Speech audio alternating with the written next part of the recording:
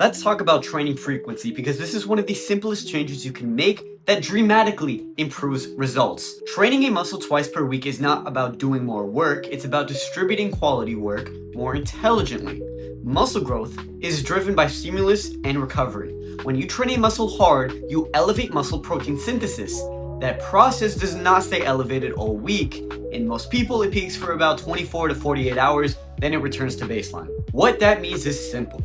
If you train a muscle once per week, you are stimulating growth for a short window, then doing nothing for the rest of the week. If you train it twice per week, you stimulate growth twice, without needing to double the total volume. This is where the research is very clear.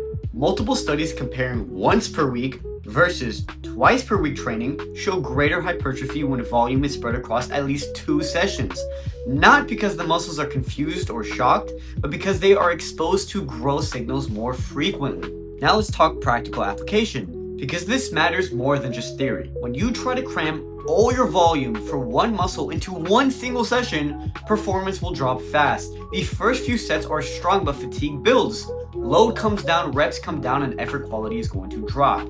Later sets are not as effective as the early ones. When you split the same volume across 2 days, each session is going to start off fresh. You are stronger, you are more focused, you can push closer to failure with better form. That means more effective reps even if total sets stay the same. This also is going to improve recovery. Instead of destroying a muscle once per week and needing days to feel normal again, you create a more manageable stimulus that your body can recover from consistently.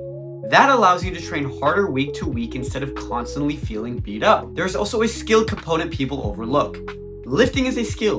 The more frequently you practice a movement, the better your execution becomes. Better execution means better tension on the target muscle. Better tension means better growth. So training a muscle twice per week is going to improve so many things: muscle protein synthesis frequency, set quality and performance, recovery management, movement skill and control. This does not mean you need more volume.